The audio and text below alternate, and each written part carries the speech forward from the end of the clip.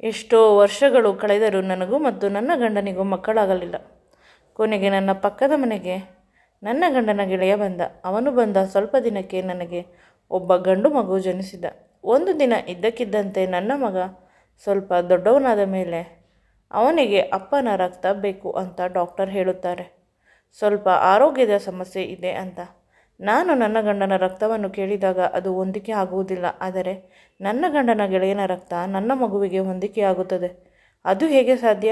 ಹಾಗಾದರೆ ನಾನು ನನ್ನ ಮಗುವನ್ನು ನನ್ನ ಗಂಡನ ಗೆಳೆಯನ ಜೊತೆ ಮಲಗಿ ಎತ್ತಿರಬಹುದು. ಅದು ಹೇಗೆ ಸಾಧ್ಯ?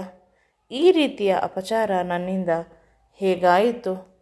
ನನ್ನ ಹೆಸರು ರಶ್ಮಿ. ನೋಡಲು ತುಂಬ ಸುಂದರವಾಗಿದ್ದೇನೆ. ಯಾರು ನೋಡಿದರೂ ಕೂಡ ನನ್ನ ಹಿಂದೆ ಬರುತ್ತಾರೆ. ಈಗ ನನಗೆ 32 ವರ್ಷ ವಯಸ್ಸು. ಆದರೂ ಕೂಡ ಬರೀ 20 ವರ್ಷದ ಯುವತಿಯಂತೆ ಕಾಣುತ್ತೇನೆ. ಅಷ್ಟು ಚೆನ್ನಾಗಿ ನಾನು ನನ್ನ ದೇಹವನ್ನು ಕಾಪಾಡಿಕೊಂಡಿದ್ದೇನೆ. ಯಾವುದೇ ಜಂಕ್ ಫುಡ್ಡನ್ನಾಗಲಿ ತಿನ್ನುವುದಿಲ್ಲ. ಯೋಗ ಮಾಡುತ್ತೇನೆ. ಆದಷ್ಟು ಒಳ್ಳೆಯ ವಿಷಯಗಳನ್ನು ಮನಸ್ಸಿನಲ್ಲಿ ತುಂಬಿಕೊಳ್ಳುತ್ತೇನೆ. ಕೆಟ್ಟ ಆಲೋಚನೆಗಳು ನನ್ನ ಮನಸ್ಸಿನಲ್ಲಿ ಬರಬಾರದು. ಇತ್ತೀಚೆಗೆ ಅದು ಕೂಡ ಆಗುತ್ತಿಲ್ಲ. ಮನೆಯವರು, ಊರಿನವರು, ಸಂಬಂಧಿಕರು ಈ ನಕಾರಾತ್ಮಕವಾದ ವಿಷಯಗಳನ್ನು ನನ್ನ ತಲೆಯಲ್ಲಿ ತುಂಬಿ ನನ್ನನ್ನು ನೆಗೆಟಿವ್ ಆಗಿ ತೋರಿಸುತ್ತಿದ್ದಾರೆ. ನಾನು ಇಷ್ಟೊಂದು ಸುಂದರವಾಗಿರುವುದರಿಂದ ಅವಳಿಗೆ ಬೇರೆಯವರ ಜೊತೆ ಅಕ್ರಮ ಸಂಬಂಧವಿದೆ. ಗಂಡ ಅಮಾಯಕ, ಅವನಿಗೆ ಮೋಸ ಮಾಡುತ್ತಿದ್ದಾಳೆ. ಅವನು ದುಡಿಯುವುದು ಅವಳಿಗೆ ಸರಿ ಹೋಗುತ್ತದೆ. ನಾವು ಎಷ್ಟು ಬೇಡ ಅಂದರೂ ಅವಳನ್ನೇ ಮದುವೆ ಆದ.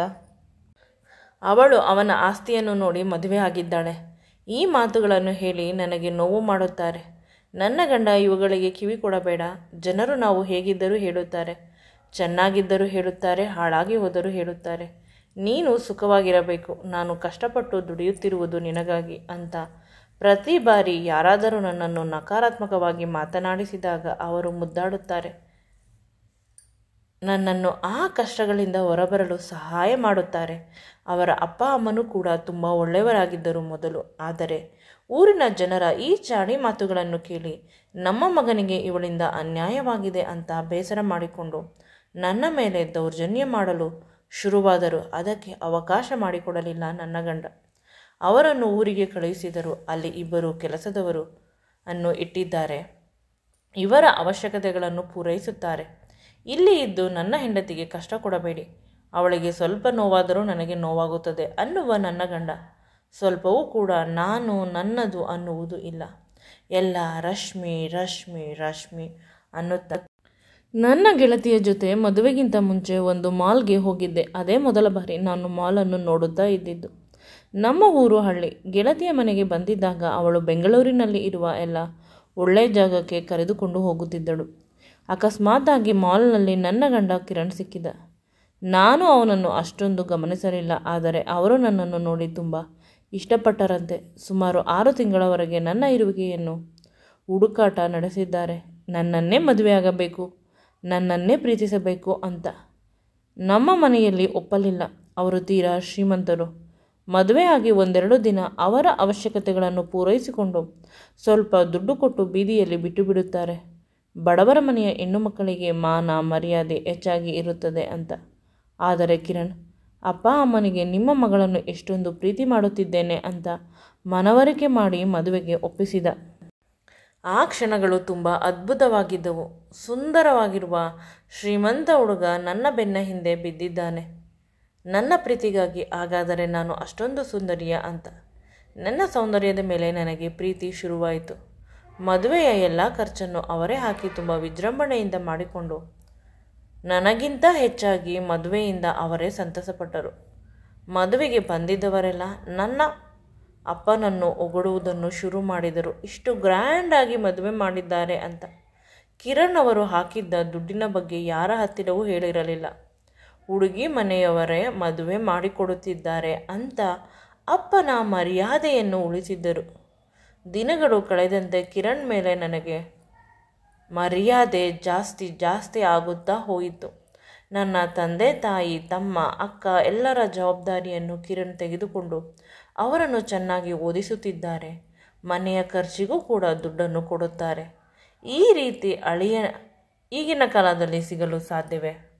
ಇದೆಲ್ಲ ಹಳೆಯ ವಿಷಯ. ಈಗಲೂ ಕೂಡ ನೆನೆಸಿಕೊಂಡರೆ ಕಿರಣ್ ಮೇಲೆ ಪ್ರೀತಿ ಇನ್ನೂ ಹೆಚ್ಚಾಗುತ್ತದೆ. ಮದುವೆ ಆಗಿ ಸುಮಾರು ವರ್ಷಗಳು ಕಳೆದಿದ್ದರೂ ಅವರಿಗೆ ನನ್ನ ಮೇಲೆ ಸ್ವಲ್ಪವೂ ಕೂಡ ಬೇಸರವಾಗಲಿ ಅಸಮಾಧಾನವಾಗಲಿ ಇಲ್ಲ. ಅಂದು ಎಷ್ಟು ಪ್ರೀತಿ ಮಾಡುತ್ತಿದ್ದರೋ ಇಂದು ಅದಕ್ಕಿಂತ ಹೆಚ್ಚಾಗಿ ಪ್ರೀತಿ ಮಾಡುತ್ತಾರೆ. ಅವರು ಬಂದ ತಕ್ಷಣ ಅವರ ಪಕ್ಕದಲ್ಲೇ ಇರಬೇಕು. ಮನೆಯಲ್ಲೂ ಕೂಡ 3 ಜನ ಕೆಲಸದವರು ಇದ್ದಾರೆ. ನನಗೆ ಏನು ಕೆಲಸವೂ ಇಲ್ಲ. ನನ್ನ ಗಂಡನನ್ನು ಪ್ರೀತಿಸುವುದು ಮನಸಾರೆ, ಅದೊಂದೇ ಇರುವುದು. ನನ್ನ ಈ ಸುಂದರವಾದ ಬದುಕನ್ನು ಕಂಡು ಪ್ರತಿಯೊಬ್ಬರೂ ಹೊಟ್ಟೆ ಉರಿ ಪಡುತ್ತಾರೆ. ಆದರೆ ದೇವರು ಎಲ್ಲರಿಗೂ ಎಲ್ಲವನ್ನು ಕೊಡುವುದಿಲ್ಲ. ನನ್ನ ಮಡಿಲನ್ನು ಇಷ್ಟು ವರ್ಷಗಳಾದರೂ ತುಂಬಿಸಿಲ್ಲ. ತುಂಬ ಡಾಕ್ಟರ್ಗಳ ಹತ್ತಿರ ತೋರಿಸಿ ಆಯಿತು, ಪೂಜೆ ವ್ರತಗಳನ್ನು ಮಾಡಿಯೂ ಆಯಿತು. ಯಾರು ಏನು ಹೇಳುತ್ತಾರೆ ಅದೆಲ್ಲವನ್ನು ಮಾಡುತ್ತಾ ಇದ್ದೇವೆ. ಆದರೂ ಕೂಡ ಮಕ್ಕಳಾಗಲಿಲ್ಲ. ನನ್ನ ಗಂಡ ಎಂದೂ ಕೂಡ ಮಕ್ಕಳಿಗಾಗಿ ಪರಿತಪಿಸಿಲ್ಲ. ನೀನೇ ನನಗೆ ಮಗು, ನೀನೊಬ್ಬಳು ಇದ್ದರೆ ಸಾಕು, ನನಗೆ ಯಾರೂ ಬೇಡ. ಮಕ್ಕಳು ಆದರೆ ಖುಷಿ, ಆದರೆ ಆಗಿಲ್ಲ ಅಂತ ದುಃಖ ಪಡುವುದರಲ್ಲೇ ಅರ್ಥವೇನು ಅಂತ ನನ್ನನ್ನು ಗಟ್ಟಿಯಾಗಿ ತಬ್ಬಿಕೊಂಡು ಮುತ್ತು ಕೊಡುತ್ತಿದ್ದರು. ಅವರು ನನ್ನ ಸಮಾಧಾನಕ್ಕೆ ಹೇಳುತ್ತಿದ್ದಾರೆ, ಮನಸ್ಸಿನಲ್ಲಿ ಅವರಿಗೂ ಕೂಡ ಆಸೆ ಇರುವುದಿಲ್ಲವೇ? ಇಷ್ಟೊಂದು ಆಸ್ತಿಯನ್ನು ಸಂಪಾದನೆ ಮಾಡಿದ್ದಾರೆ, ಇದೆಲ್ಲ ಯಾರಿಗೆ ಅನ್ನುವ ಆಲೋಚನೆ ದಿನದಿಂದ ದಿನಕ್ಕೆ ಜಾಸ್ತಿಯಾಗಿ ನನ್ನಲ್ಲೇ ಒಂದು ನಕಾರಾತ್ಮಕ ಭಾವನೆ ತುಂಬಿ ತುಳುಕಿ ಒಮ್ಮೊಮ್ಮೆ ತಲೆ ಕೆಟ್ಟವಳ ಹಾಗೆ ಹಾಡುತ್ತೇನೆ. ನನ್ನನ್ನು ನೋಡಿ ಕಿರಣ್ ತುಂಬ ಮರುಗುತ್ತಾರೆ. ನೀನು ಮಾಡುವ ಎಲ್ಲ ಪ್ರಯತ್ನ ಮಾಡುತ್ತಿದ್ದೀಯಾ ಅಲ್ಲವಾ ಚಿನ್ನ? ಮಕ್ಕಳಾಗಿಲ್ಲ ಅಂದರೆ ಅದು ನೀನು ಹೇಗೆ ಜವಾಬ್ದಾರಿ ಆಗುತ್ತೀಯಾ? ದಯವಿಟ್ಟು ಆ ಆಲೋಚನೆಯನ್ನು ಬಿಟ್ಟುಬಿಡು. ಮಕ್ಕಳಿಗಾಗಿ ಇದು ಬೇಡ. ಆದರೆ ಆಗಲಿ, ಇಲ್ಲವಾದರೆ ನೀನೇ ನನ್ನ ಮುದ್ದಿನ ಮಗು ಅಂತ ಪುನಃ ನನ್ನನ್ನು ತಬ್ಬಿಕೊಂಡು ಸಮಾಧಾನ ಮಾಡಿದರು. ಇನ್ನೊಂದು ಮದುವೆ ಆಗಿ ಅಂತ ಮೆತ್ತಗೆ ಹೇಳಿದೆ. ನನ್ನನ್ನು ತಬ್ಬಿಕೊಂಡವರ ಕೈ ಸ್ವಲ್ಪ ಸಡಿಲವಾಯಿತು. ನನ್ನ ಮುಖವನ್ನು ತುಂಬ ಬೇಸರದಿಂದ ನೋಡಿ ಅಲ್ಲಿಂದ ಹೊರಟು ಹೋದರು. ಇದೇ ಮೊದಲ ಬಾರಿ ಕಿರಣ್ ನನ್ನ ಮೇಲೆ ಎಷ್ಟೊಂದು ಕೋಪ ಮಾಡಿಕೊಂಡಿದ್ದು. ನಾನು ಎಷ್ಟು ಸಮಾಧಾನ ಮಾಡಿದರೂ ಸಮಾಧಾನವಾಗಲಿಲ್ಲ. ತುಂಬ ದಿನಗಳಾದ ಮೇಲೆ ದಾರಿಗೆ ಬಂದರು. ಆಗ ಹೇಳುತ್ತಾರೆ, ನೀನು ನನ್ನ ಉಸಿರು, ನನ್ನ ಅಸ್ತಿತ್ವ. ನೀನಿಲ್ಲದೆ ನಾನು ಹೇಗೆ ಇರಲಿ? ಆ ರೀತಿಯ ಮಾತನ್ನು ಎಂದೂ ಕೂಡ ಹೇಳಬೇಡ. ಇಲ್ಲೇ ಬೇಕಾದರೆ ಸತ್ತು ಹೋಗುವೆ. ಆದರೆ ನಿನ್ನನ್ನು ಬಿಟ್ಟು ಬೇರೆ ಹುಡುಗಿಯ ಜೊತೆ ಆ ರೀತಿಯ ಸಂಬಂಧವನ್ನು ಇಟ್ಟುಕೋ ಅಂದರೆ ಆಗುವುದಿಲ್ಲ. ಆಗ ಸರೋಗಸಿ ನೆನಪಾಯಿತು. ಅದನ್ನು ಟ್ರೈ ಮಾಡೋಣ ಅಂತ ಕಿರಣ್ಗೆ ಹೇಳಿದಾಗ ಅವರು ಒಪ್ಪಿಕೊಂಡರು. ಈ ಮಧ್ಯೆ ನಮ್ಮ ಮನೆಯ ಪಕ್ಕದಲ್ಲಿರುವ ಬಾಡಿಗೆ ಮನೆಗಳಿಗೆ ಕಿರಣ್ನ ಪ್ರಾಣ ಸ್ನೇಹಿತ ಬಂದ. ಅವನು ಮತ್ತು ಅವನ ಹೆಂಡತಿ. ಆದರೆ ಅವನ ಹೆಂಡತಿ ಆದಷ್ಟು ಅವರ ಅಪ್ಪನ ಮನೆಯಲ್ಲಿ ಇರುತ್ತಿದ್ದುದು. ಈ ಹುಡುಗ ಒಬ್ಬನೇ ಇರುತ್ತಿದ್ದ. ಅದಕ್ಕಾಗಿ ಊಟ ತಿಂಡಿ ಎಲ್ಲವನ್ನು ನಮ್ಮ ಮನೆಯಿಂದಲೇ ಕೆಲಸದವರು ತೆಗೆದುಕೊಂಡು ಹೋಗುತ್ತಿದ್ದರು. ಇತ್ತೀಚೆಗೆ ಕಿರಣ್ ಮತ್ತು ಅವರ ಗೆಳೆಯನ ಪಾರ್ಟಿಗಳು ಜಾಸ್ತಿಯಾಗಿದ್ದು, ರಾತ್ರಿ ಪೂರ್ತಿ ಪಾರ್ಟಿಯಲ್ಲಿ ಇಬ್ಬರು ನಿರತರಾಗಿರುತ್ತಿದ್ದರು. ನಾನು ಮಲಗಿಬಿಡುತ್ತಿದ್ದೆ. ಅವನು ಕೂಡ ನಮ್ಮ ಮನೆಯಲ್ಲಿ ಮಲಗುತ್ತಿದ್ದ. ಈಗ ನಮ್ಮ ಮನೆಯಲ್ಲಿ ಒಬ್ಬ ಸದಸ್ಯ ಆಗಿಬಿಟ್ಟಿದ್ದಾನೆ. ಅವನ ರೂಮ್ ಇರುವುದು ನಮ್ಮ ರೂಮಿನ ಪಕ್ಕದಲ್ಲಿ. ಒಮ್ಮೊಮ್ಮೆ ನನ್ನ ರೂಮಿಗೆ ಬಂದು ಹೋಗುತ್ತಾನೆ. ಸಡನ್ ಆಗಿ ಏನಾದರೂ ಒಂದು ಕಾರಣ ಹೇಳುತ್ತಾನೆ. ಅವನ ಪರಿಸ್ಥಿತಿ ನನಗೆ ಅರ್ಥವಾಗುತ್ತಿಲ್ಲ. ಆದರೆ ಇತ್ತೀಚೆಗೆ ನನಗೆ ನಿದ್ರೆ ತುಂಬ ಬರುತ್ತದೆ. ವಿಷಯಗಳು ಏನು ಅಂತ ಅರ್ಥವಾಗುತ್ತಿಲ್ಲ. ಒಂದೊಂದು ಅರ್ಥವಾಯಿತು. ನಾನು ಪ್ರೆಗ್ನೆಂಟ್ ಆಗಿದ್ದೇನೆ ಅಂತ ಡಾಕ್ಟರ್ ಬಳಿ ಕನ್ಫರ್ಮ್ಗಾಗಿ ಪರೀಕ್ಷೆ ಮಾಡಿಸಿದ್ದೆ. ಹೌದು ಅಂತ ಹೇಳಿದರು. ಎಷ್ಟೋ ವರ್ಷಗಳಿಂದ ಕಾದಿದ್ದು ಇಂದು ಆಗಿದ್ದು ಖುಷಿಯಾಗಿ ನಾನು ಕಿರಣ್ಣನ್ನು ಗಟ್ಟಿಯಾಗಿ ತಬ್ಬಿಕೊಂಡೆ. ಅವರು ಇನ್ನೂ ರಾಣಿಯಂತೆ ನನ್ನನ್ನು ನೋಡಿಕೊಂಡರು. ಹಾಸಿಗೆಯಿಂದ ಕೆಳಗೆ ಇಳಿಯಲು ಬಿಡುತ್ತಿರಲಿಲ್ಲ. 9 ತಿಂಗಳಿಗೆ ಮುದ್ದಾದ ಗಂಡು ಮಗುವಿಗೆ ಜನ್ಮ ನೀಡಿದೆ. ಕಿರಣ್ನ ಹೋಲಿಕೆ ಆ ಮಗುವಿನಲ್ಲಿ ಇರಲಿ ಅಂತ ಅಂದುಕೊಳ್ಳುತ್ತಿದ್ದೆ. ಆದರೆ ನನ್ನ ದುರಾದೃಷ್ಟ, ಕಿರಣ್ ಹೋಲಿಕೆ ಆಗಲಿ ನನ್ನ ಹೋಲಿಕೆ ಆಗಲಿ ಆ ಮಗುವಿನಲ್ಲಿ ಸ್ವಲ್ಪವೂ ಇರಲಿಲ್ಲ. ಒಮ್ಮೊಮ್ಮೆ ಡಾಕ್ಟರ್ ಏನಾದರೂ ಮಗುವನ್ನು ಎಕ್ಸ್ಚೇಂಜ್ ಮಾಡಿಬಿಟ್ಟರಾ ನನ್ನ ಡೆಲಿವರಿ ಆದ ಮೇಲೆ ಅನ್ನುವ ಅನುಮಾನ ಕೂಡ ಬಂದಿತ್ತು. ಕಿರಣ್ ಸಮಾಧಾನ ಮಾಡಿದರು. ಕೆಲವು ಮಕ್ಕಳು ಅಜ್ಜಿ ತಾತನ ರೀತಿ ಹುಟ್ಟಿರುತ್ತವೆ ನೋಡು, ಇವನು ನನ್ನ ಅಪ್ಪನ ರೀತಿ ಇಲ್ಲವೇ? ನನಗೂ ಕೂಡ ಅವರ ಮಾತು ಸರಿ ಅಂತ ಅನಿಸಿತು. ದೇವಲೋಕದ ಸ್ವರ್ಗವನ್ನೇ ನನ್ನ ಮನೆಗೆ ತಂದರು. ಕಿರಣ್ ಮಗನ ಆಗಮನದಿಂದ ಅಷ್ಟು ಖುಷಿಪಟ್ಟರು. ಮಗುವನ್ನು ನೋಡಿಕೊಳ್ಳಲು ಇಬ್ಬರು ನರ್ಸ್ಗಳು, ಅವನಿಗೆ ಬೇಕಾದ ಸಾಮಾನುಗಳು, ಬಟ್ಟೆಗಳು ಹೇಳತೀರದು. ಅವನ ನಾಮಕರಣವನ್ನು ಇಡೀ ಊರಿಗೆ ಊಟ ಹಾಕಿಸಿ ಮಾಡಿದರು. ಅನಾಥಾಶ್ರಮಗಳು, ವೃದ್ಧಾಶ್ರಮಗಳು ಅವುಗಳಿಗೆ ಅನ್ನದಾನ ಮಾಡಿದರು. ದೇವಸ್ಥಾನಗಳಲ್ಲಿ ಪೂಜೆ ಹೋಮ ನಿರಂತರವಾಗಿ ನಡೆಯುವಂತೆ ಮಾಡಿದರು. ಎಲ್ಲ ಒಳ್ಳೆಯ ಕೆಲಸಗಳಿಂದ ನಮ್ಮ ಮಗುವಿಗೆ ಒಳ್ಳೆಯದು ಆಗಲಿ ಅನ್ನುವುದು ಅವರ ಆಸೆ. ನನ್ನ ಮಗ ಸ್ವಲ್ಪ ದೊಡ್ಡವನಾದಾಗ ಅವನಿಗೆ ಇದ್ದಕ್ಕಿದ್ದಂತೆ ಅನಾರೋಗ್ಯದ ಸಮಸ್ಯೆ ಕಾಣುತ್ತಿತ್ತು. ತುಂಬ ಡಾಕ್ಟರ್ಸ್ಗಳ ಹತ್ತಿರ ತೋರಿಸಿದ ಮೇಲೆ ಒಂದು ಡಾಕ್ಟರ್ ಹೇಳುತ್ತಾರೆ, ನಿಮ್ಮ ಮಗುವಿನ ಅಪ್ಪನ ಬ್ಲಡ್ ಈ ಮಗುವಿಗೆ 1-2 ಬಾರಿ ಹಾಕಿದರೆ ನಂತರ ಇವನ ಆರೋಗ್ಯ ಸರಿ ಹೋಗುತ್ತದೆ ಅಂತ. ಅದಕ್ಕಾಗಿ ಕಿರಣ್ ಎಲ್ಲ ಪರೀಕ್ಷೆಗಳನ್ನು ಮಾಡಿಸಿದರು. ಆ ರಕ್ತ ಅವನಿಗೆ ಮ್ಯಾಚ್ ಆಗಲಿಲ್ಲ. ನಂತರ ನಮ್ಮ ಮನೆಯ ಪಕ್ಕ ಇದ್ದ ಕಿರಣ್ ಗೆಳೆಯ, ಅವನ ರಕ್ತ ಮಗುವಿಗೆ ಮ್ಯಾಚ್ ಆಯಿತು. ಅವನು ಕೊಟ್ಟ ರಕ್ತದಿಂದ ಮಗು ಬದುಕಿದೆ.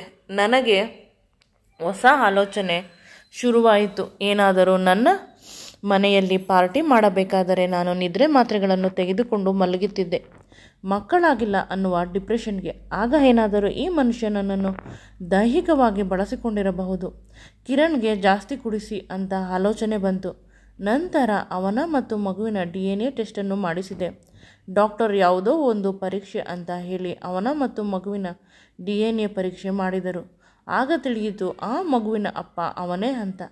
ಅಯ್ಯೋ, ಹಾಗಾದರೆ ಕಿರಣ್ ಅವರಿಗೆ ಹೇಗೆ ಮುಖ ತೋರಿಸಲಿ? ಕಿರಣ್ಗೆ ಈ ವಿಷಯ ತಿಳಿದರೆ ಏನಾಗಬಹುದು? ತುಂಬ ಜಾಸ್ತಿ ಭಯ ಆಯಿತು.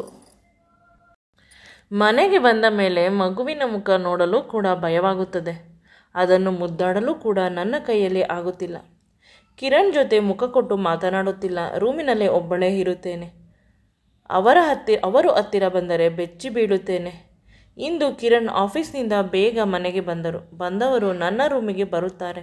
ನಾನು ಆಕಾಶವೇ ಕಳಚಿ ಬಿದ್ದಂತೆ ಕುಳಿತಿದ್ದೆ. ಅವರ ಮುಖ ಮೊದಲಿನಂತೆ ಇರಲಿಲ್ಲ. ಚಿಂತೆಯ ಗೆರೆಗಳು ಹಣೆಯ ಮೇಲೆ ಇದ್ದವು. ತುಂಬ ದೊಡ್ಡ ಸಮಸ್ಯೆಯಲ್ಲಿ ಇರಬೇಕು ಅವರು ಅಂತ ಅಂದುಕೊಂಡೆ.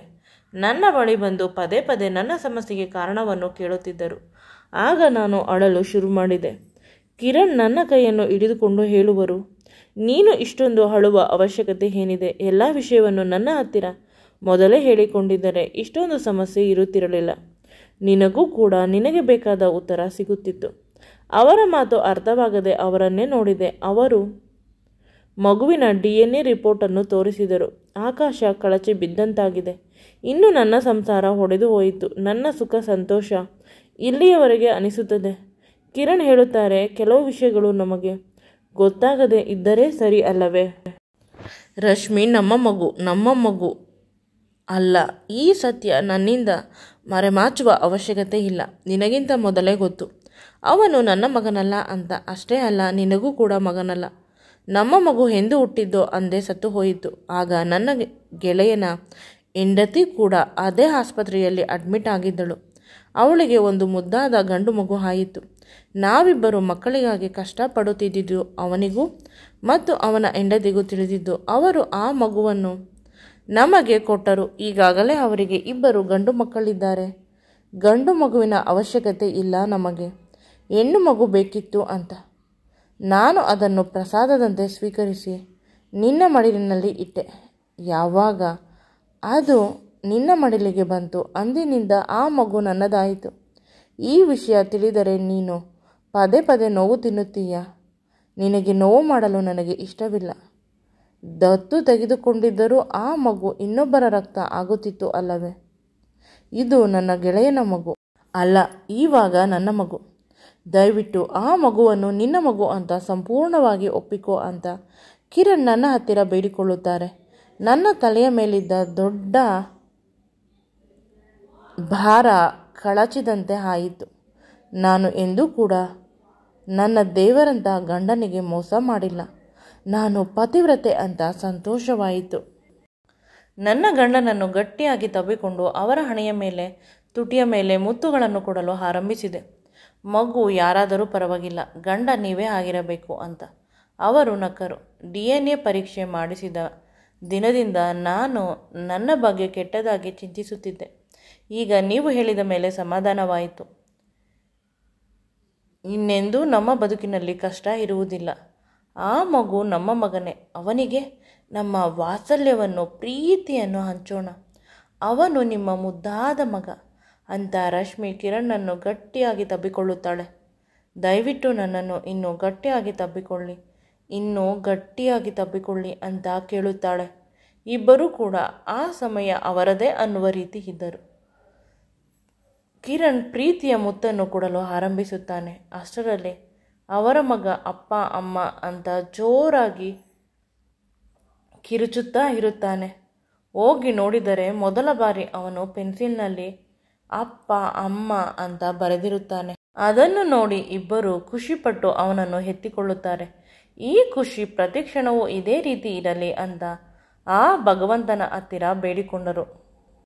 ಈ ವಿಡಿಯೋ ನಿಮಗೆ ಇಷ್ಟವಾಗಿದ್ದಲ್ಲಿ ನನ್ನ ಚಾನಲನ್ನು ಲೈಕ್ ಮಾಡಿ, ಶೇರ್ ಮಾಡಿ ಮತ್ತು ಸಬ್ಸ್ಕ್ರೈಬ್ ಮಾಡಿ. Thank you.